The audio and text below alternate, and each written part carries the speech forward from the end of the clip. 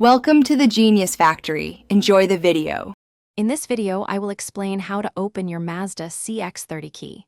First, you'll need a small flathead screwdriver and a new CR2032 battery. Locate the small release button on the side of your key fob.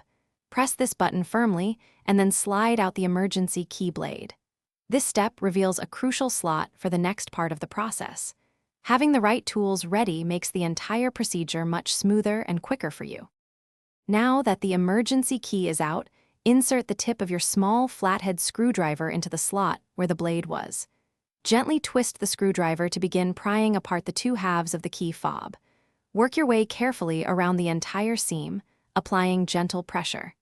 This will help prevent any damage to the plastic casing as you separate the components. With the key fob open, you'll see the old CR2032 battery. Take a moment to note its orientation, specifically which side is facing up. Carefully pry out the old battery from its compartment. Now, take your new CR2032 battery and insert it with the positive side facing upwards, just as the old one was. Ensure it sits snugly in its place.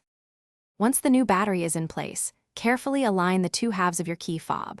Press them together firmly until you hear them snap securely into place all around the seam. Reinsert the emergency key blade until it clicks. Test your key fob to ensure it's working correctly.